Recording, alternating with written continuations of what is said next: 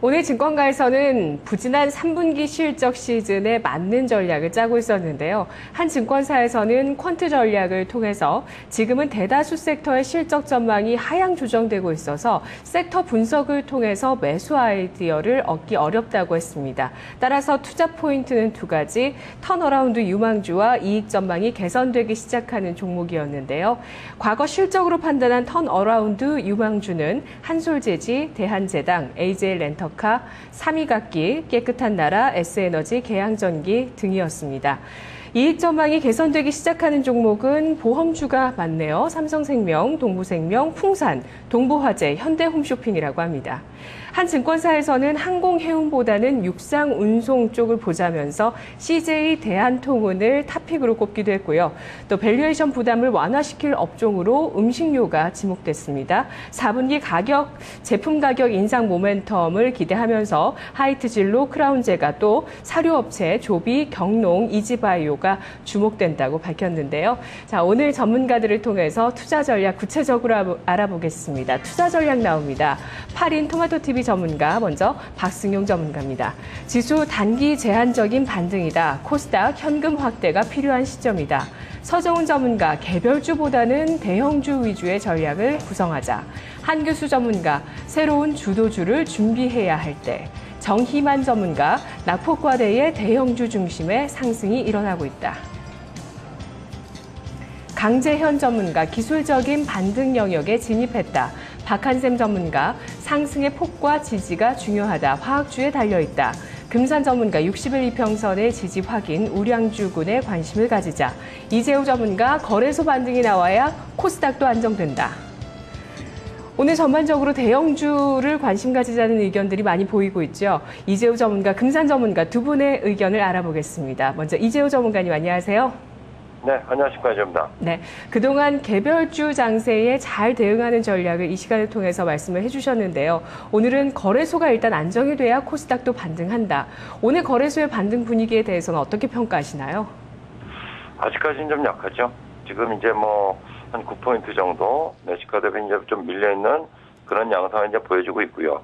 그 다음에 이제 거래소가 이제 시가 대비 밀리는 연봉 형태의 반등이다 보니까 코스닥은 오전에 플러스에서 지금 푹 밀리는 그런 움직임을 이제 보여주고 있죠. 그래서 코스닥은 여전히 불안한 양상이 이제 보여주고 있습니다. 특히나 오늘은 어제 급등이 나왔더니 여기서 상한가 갔던 종목들도 오늘 시가부터 오전장 초반부터 약세 출발해가지고 그대로 급락 나오는 흐름들이 나오면서 지금 전체적으로 단기 굉장한 그 매물 부담, 심리적인 압박 요인으로 작용을 하고 있거든요. 이런 부담이 해소되려면 거래소 반등이 좀 제대로 나와줘야 된다. 그러면 반등이 나올 때는 그동안에 많이 눌렸던 삼성전자도 물론이거니와 화학주라든가 정유, 철강 이런 쪽 종목군들의 반등이 좀 진행이 꾸준하게 유지가 되어줘야 지금 짓눌리고 있는 종목들이 그래도 다시 반발을 모색하는 구도로 가지 않을까 그렇게 판단을 하고 있습니다. 네. 코스피 지수도 지수지만 업종을 통한 또 모니터 포인트를 말씀해 주셨습니다. 삼성전자와 화학, 정유주 쪽, 철강주 쪽에 꾸준한 반등세가 나와야 거래소 시장이 안정됐다고 볼 수 있다는 말씀이신데요. 거래소가 안정돼야 코스닥이 안정된다. 이 말씀은 어떤 말씀인가요? 코스닥도 좀 기로에 놓여 있는 것 같아요. 변동성 확대냐 축소냐 그 사이에 놓여 있다는 말씀이세요? 그렇습니다. 지금 오후장에 급격한 하락 변동을 줬죠. 그리고 오늘 오전에 또 어제 저점 근방까지 좀 더 흔들렸습니다.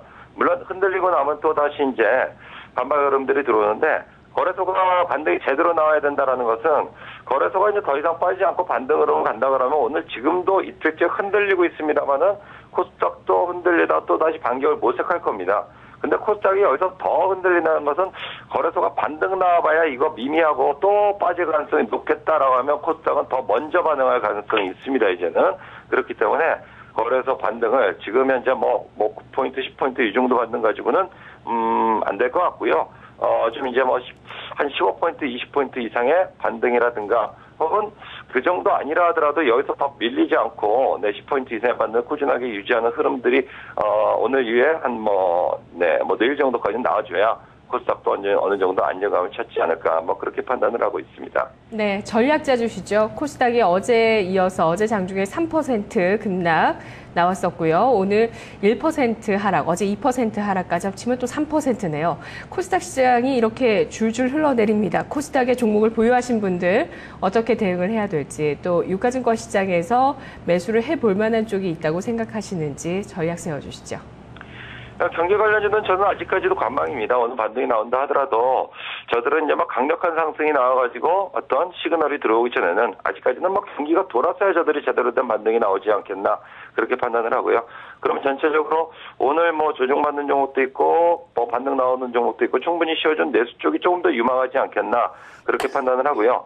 코스닥 시장이 변동이 들어오니까 코스닥 시장에 대한 불안감을 생각하시는 분들이 많이 계실 겁니다. 물론 당연합니다. 그동안에 뭐 급등이 됐고 또 급등이 나오면서 방송에도 많이 회자가 되고 얘기가 되고 일반인들도 계속 뭐 얘기가 됐던 뭐 게이밍이라든가 엔터 바이오 이들이 먼저 흔들릴 겁니다. 지금 현재 그런 흐름이 나오고 있는 중입니다. 근데 대신에 뭐 시장 분위기가 이렇다 보니까 같이 흔들리고 있는 코스닥의 뭐 실적 현재까지 좋고 앞으로도 성장이 기대되는 종목군 같은 경우는 뭐 지금 현재 자리에서는 어느 정도 하락이 제한적이면서 반발을 모색할 가능성이 있지 않을까 그렇게 판단을 합니다. 코스닥 시장 조정이 들어온다 하더라도 너무 크게 겁먹지는 마시고요.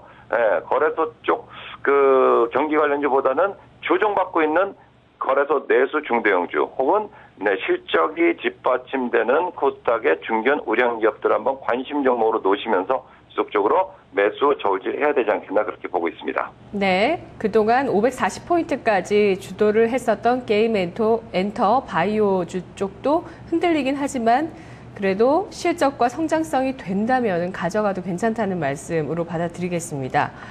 코스닥의 박스권 상단 돌파 시도가 나타났다가 지금 밀리는 건데 결국에 연말까지 코스닥이 연중 최고점을 기록하는 또 한 번의 축포가 나올 수 있을 거라고 보십니까? 그렇습니다. 저는 뭐 그 시각은 변함이 없고요. 네. 지금 이제 어제장 사실은 540 한 3점 몇 포인트까지 갔다가 밀렸습니다. 이게 일전에 조금 꽤 됐는데 코스닥은 아마 뭐 500포인트 초반대 이번 상승대에서 540대 넘어가면 그때 차익 매물 나올 것이다 그런 말씀을 드린 적이 있었는데 540 넘어가진 차익 매물이 나왔습니다. 조정 받을 자리에서 받는 것이라고 그렇게 생각을 하고 있습니다. 그렇기 때문에 코스닥 쪽은 사실 540포인트까지 올라가면서 계속 가다 보니까 사람들이 흥분해서 좀 쫓아가는 경향이 있어요. 그러면 현재 자리에서는 여러분들 너무 오버해서 올라간 종목분들은 조심하고 대신에 뭐 크게 안 올랐거나 혹은 바닥권에서 움직이는 종목분들은 뭐 지금 조정이 들어온다고 해서 너무 크게 겁먹을 필요는 없다라고 보고 이 조정이 마무리 지으면 또다시 코스닥이라든가 혹은 중소형 매수 뭐 그리고 필수 소비재 이런 쪽으로의 상승이 다시 돌아올 것으로 그렇게 보고 있습니다. 네, 전문가님 말씀 고맙습니다. 네, 감사합니다. 중소형주 장세가 끝나진 않았지만 추격 매수는 자제해야 되는 시기라고 합니다. 거래소가 안정돼야 코스닥도 같이 안정을 보일 수 있다고 하는데요. 거래소의 안정은 삼성전자와 정유, 화학, 철강주 쪽에 꾸준한 반등이 나오는지 확인하면 된다고 합니다. 전략은 거래소는 관망하고요. 코스닥의 게임 엔터 바이오주 종목, 실적과 성장성이 뒷받침된다면 꾸준한 보유가 괜찮다고 하고요. 또 바닥권에 있는 좋은 종목들이 있으면 발굴해서 매수도 가능한 구간이라고 이야기했습니다. 이재호 전문가였습니다. 다음은 금산 전문가님. 네, 안녕하십니까. 안녕하세요. 코스피 61선 지지가 나왔다는 측면을 긍정적으로 평가하셨네요. 예, 지금 이제 코스피 60일 입병선이 1926포인트입니다. 저는 이 1926포인트가 이런 지지 테스트가 한 번 더 나올 수는 있습니다. 그러나 지금의 그 종목별로 가격을 놓고 보면은 저는 매수가 무리가 없다 이렇게 제가 판단이 되고요. 가장 중요한 것이 지금 그 10월 10일 날 개발하겠던 가격대가 1960포인트거든요. 이 1960포인트 돌파가 가장 중요하다 이렇게 저는 말씀을 드리겠고, 가장 중요한 것은 지금 이벤트를 앞두고 있는데요. 지금 18일하고 19일에 지금 EU 정상회담이 예정돼 있죠. 이 부분하고 그다음은 그리스의 그런 긴축 시한도 연장도 남아 있고요. 그다음 또 스페인의 구제금융 신청의 가이드라인도 저는 18일에서 19일 정도 나온다 보고요. 그다음 가장 이제 중요한 부분이 시장은 어떤 것을 기다리고 있냐면 중국을 기다리고 있는 것 같아요. 18일 날 이번 주 목요일 날입니다. 목요일 날 중국의 GDP 발표가 있거든요. 이것이 저는 가장 중요한 글로벌 정시를 가장 크게 영향을 줄 수 있는 지표다.